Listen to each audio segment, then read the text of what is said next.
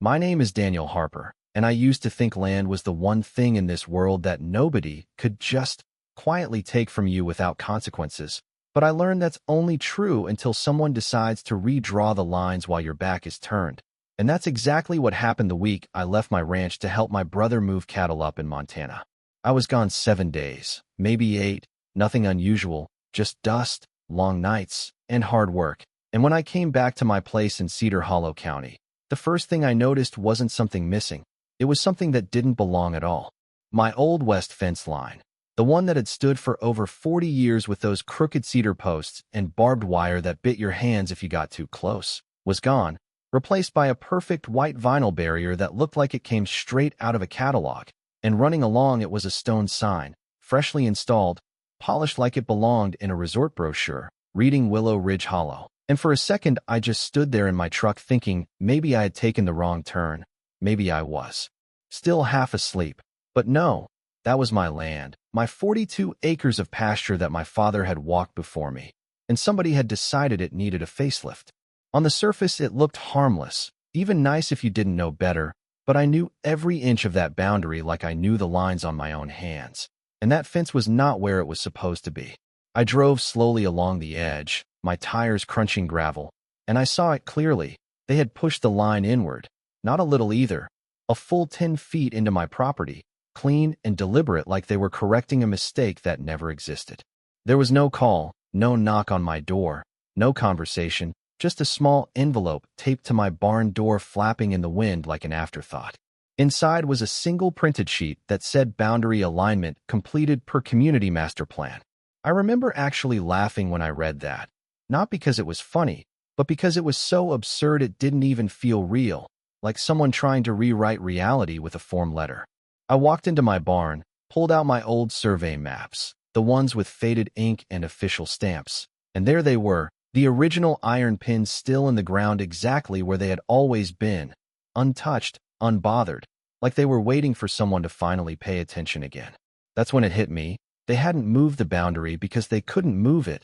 They had simply decided to ignore it. 10 feet doesn't sound like much when you say it out loud, but when you stretch it across 600 feet of frontage, you're talking about a whole strip of land, pasture I had grazed cattle on, soil I had maintained, and now it was sitting under their brand new entrance road and their manicured little fantasy world. I sat on the tailgate of my truck for a while just staring at that sign, thinking about how something so bold could also be so quiet. No warning, no permission, just confidence. The worst part wasn't even the fence, it was what came with it. The stone monument had a concrete base sunk deep into my soil, permanent, heavy, intentional, like they weren't planning to ever move it again. That night, I didn't go storming over there, didn't pound on doors or yell at anyone, because anger is loud, but it's also sloppy, and I've learned over the years that sloppy doesn't fix anything. So instead, I called a surveyor I trusted, a woman named Lena Ortiz who had worked this county longer than most of the developers had been alive. She showed up 2 days later with her equipment, calm as ever, boots in the dirt, and when she finished marking the true line, she started placing bright orange flags that cut straight through the middle of the new entrance road like a warning nobody had asked for, but everyone needed to see. I remember her looking up at me and saying quietly, "Daniel, they didn't just move a fence, they built their whole entrance on your side." That was the moment everything shifted, because now it wasn't a disagreement anymore. It was documented fact. That same evening, I took my old tractor, nothing fancy, just reliable and heavy, and I parked it right across that 10-foot strip they had taken, engine off, lights on, sitting there like a patient animal blocking the path. I didn't say a word to anyone.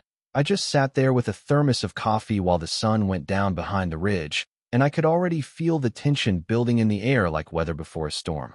By morning, cars started showing up, not work trucks, but clean, polished vehicles, families, couples, people dressed like they were touring a dream they had paid deposits for, because it was open house weekend at Willow Ridge Hollow, and instead of a welcoming entrance, they found a tractor parked sideways like a gate that refused to open.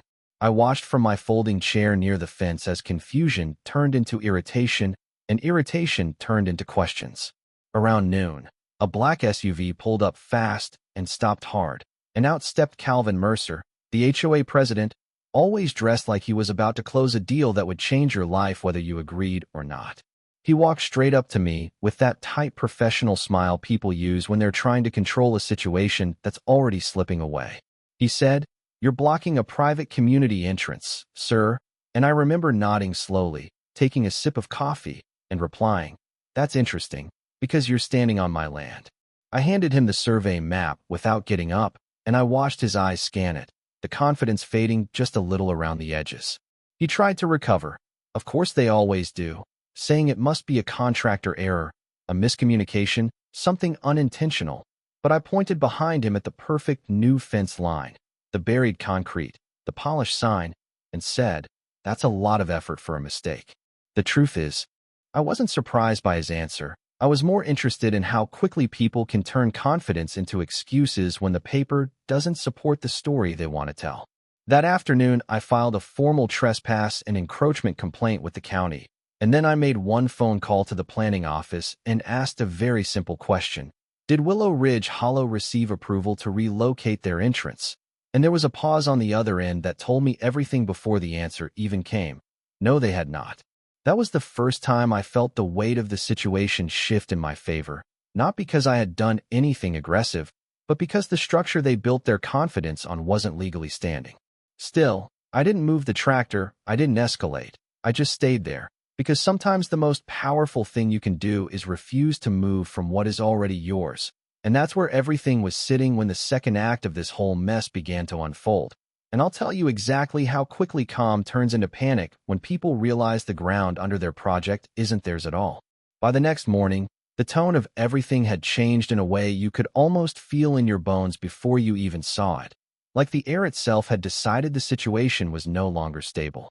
I stayed on that strip of land overnight, not out of some dramatic intent, but because I wasn't going to let them quietly normalize something I knew was wrong.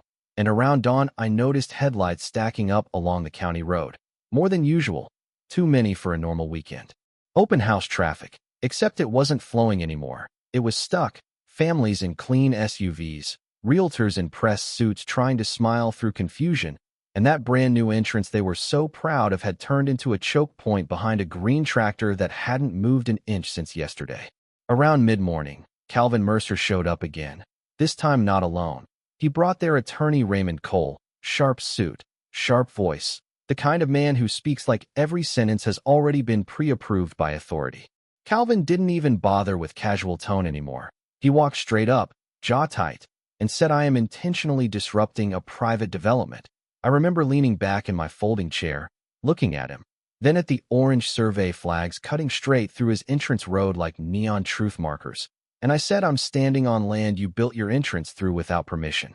Raymond immediately stepped in, calm voice, hands slightly raised like he was trying to smooth a surface that was already cracking, saying there's been a misunderstanding in boundary interpretation, like land could be interpreted the way you interpret a paragraph instead of something measured in iron pins and recorded surveys.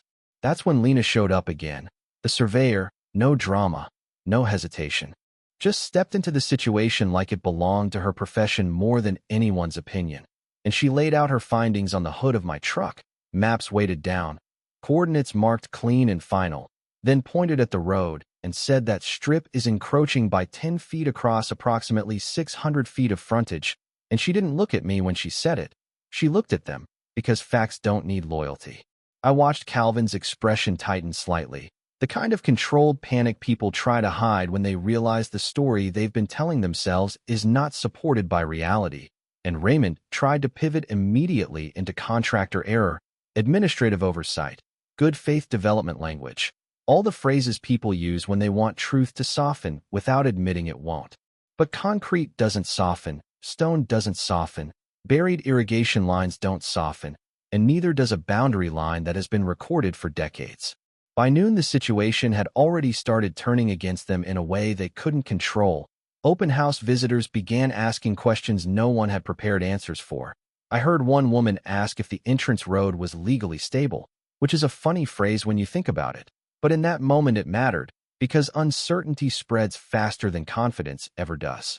Buyers started stepping closer to the survey flags, looking at them like they were suddenly part of the property tour nobody had advertised, and Calvin pulled me aside, lowering his voice, trying to keep desperation from showing, saying, "We can fix this. We'll move the fence, remove the sign, correct everything. Just tell us what it takes to make this go away quietly. I looked at him for a moment and said it's not about fixing something anymore. Calvin, you didn't make a mistake. You made a decision, and now it has consequences. Raymond shifted tone after that. Urgency replacing confidence, talking about contracts, financing, timelines, sales dependencies, because suddenly it wasn't just land, it was their entire project's illusion of legitimacy. That afternoon, I went back to the county planning office. No emotion, just questions, and I asked one simple thing. Did Willow Ridge Hollow receive approval to relocate their entrance? And the clerk checked the record and said no approved amendment exists. And that was the moment everything became official in a way no argument could override. When I returned, traffic had worsened, sheriff's deputy was there managing congestion, and the open house looked less like luxury marketing and more like a stalled accident scene, and Calvin was pacing, phone in hand, while Raymond stared at paperwork like it had suddenly stopped agreeing with him. By evening, they made their last push, offering to undo everything, remove the fence, relocate the entrance, pay damages, but it wasn't really an offer of fairness. It was an offer of survival wrapped in urgency, and I told them it's too late. Infrastructure is already in, concrete is already poured, and permission was never asked before any of it happened. That's when I gave them the only path forward. They could keep the entrance where it was, but they would purchase a permanent easement for the 10-foot strip at commercial frontage rates, plus back pay for unauthorized use, plus every survey and legal fee I had incurred. And if they refused, I would push for full removal and restoration until the county forced a new approved entrance from scratch. The silence after that was heavier than any argument, because at that point there was nothing left to spin, just geography, paperwork, and consequence. And by sunset, the open house had collapsed into quiet. Lights still on, but no movement, no buyers, no momentum. Just a development suddenly aware that its foundation included land it never legally controlled. And that's where everything paused, right before the final decision that would turn this from a dispute into a signed reality. And in the last part, I'll show you exactly how fast pride disappears when the only exit left is a signature on paper. By the time the third morning rolled in, the whole place felt different in a way I can't really describe without saying it felt smaller, like all that polished confidence, the clean white fences, the manicured lawns, the glossy brochures. It all suddenly looked fragile when you knew what was underneath it. I was still on my land, same spot, same tractor, same folding chair, but now it wasn't about blocking anything anymore. It was about waiting, because everyone involved already knew the situation had stopped being emotional and had become structural, legal, permanent unless someone was willing to pay to change it. Around mid-morning, Calvin Mercer showed up again, but this time he didn't have the same energy, no sharp walk, no rehearsed authority, just a man carrying a problem that had stopped responding to confidence. Raymond Cole was with him too, but even he looked different, less like he was managing a case and more like he was trying to keep a system from collapsing on top of him. They didn't start with arguments this time, no accusations, no talk about misunderstandings. Calvin just said quietly, "We need to resolve this." I remember nodding and saying, "We already did. You just don't like the format it comes in." That line hit harder than anything shouted, because there was nothing to fight against in it, just reality sitting there. Raymond finally laid it out properly, no more soft language, no more interpretation talk. He said the development had financing tied to occupancy timelines, buyer contracts already signed, infrastructure bonds already issued, and that entrance road wasn't just asphalt anymore. It was the condition that kept the entire project financially alive. If it was shut down, everything else would start unraveling fast. That was the moment I realized something simple but important. They didn't just want my land. They had built their timeline on the assumption that my land wouldn't matter. Calvin tried one more angle, quieter this time, almost personal. "Look," he said, "if this goes to full legal escalation, nobody wins. It drags everyone through months of hearings, delays, reputational damage, buyers walk away, and you're still just one man against a development company." I looked at him and said, "I'm not trying to win against anyone. I'm trying to make sure what you built sits where it's supposed to sit." There's a difference, and I think he understood it in that moment, even if he didn't like it. By afternoon, their attorney came back with revised terms. Not arguments this time, terms. They agreed to the easement concept, but tried to negotiate down the value, framing it like a convenience fee instead of what it actually was, a correction for taking land that was never theirs. I didn't budge. I told them commercial frontage rates, full back pay, all survey and legal costs, and it wasn't a negotiation anymore. It was the price of making reality match what they had already physically built. There was a long pause after that. Raymond finally said, "If we agree to this, we need certainty this ends here." I said it already ended. You're just catching up to it. That evening, something shifted. Not dramatically, no big confrontation, just movement behind the scenes. Trucks weren't coming and going like before, signage crews stopped working, and for the first time the entrance didn't feel like a celebration of development anymore. It felt like a liability everyone was trying not to look at directly. Calvin came back alone just before sunset. No attorney, no confidence, just him. He stood a few feet away from the tractor, looked at the ground for a moment, then said, "I didn't think it would go this far." I believed the contractor when they said it was cleared. There was something honest in his voice now, not excuse, just fatigue. I told him, people believe things like that right up until the ground tells them otherwise. He nodded slowly, like that made more sense than anything else said that week. The next day, the papers were signed. It wasn't dramatic. No speeches, no victory moment, just documents, ink, signatures, and a quiet understanding that a line had been drawn and then monetized after the fact. The easement was recorded, the back payments calculated, the legal fees covered. And just like that 10-foot strip of land that someone thought they could casually absorb became something they now had to account for every single month, every vehicle, every time a tire crossed it. I didn't celebrate. I didn't need to. I just removed the tractor. Weeks later, I drove past the entrance once in the evening light. The stone sign was still there, the fancy fence still perfect, the houses still selling, but now there was something different about it if you knew where to look. Because every car passing under that entrance was crossing land that wasn't theirs anymore in the way they originally thought, and that always changes how a place feels, even if nobody says it out loud. And sometimes I think about how close it all came to being just another mistake that quietly stayed permanent, and how often that probably happens when nobody pushes back. If there's one thing I learned from all of this, it's that land doesn't care about confidence or marketing or community plans. It only cares about lines that were drawn and whether you're willing to stand on them when someone tries to move them. And I'll ask you the same question I still ask myself. If someone builds something on your land and calls it a mistake, at what point does it stop being a mistake and start being a choice? And what would you have done if you were standing there when that fence first moved?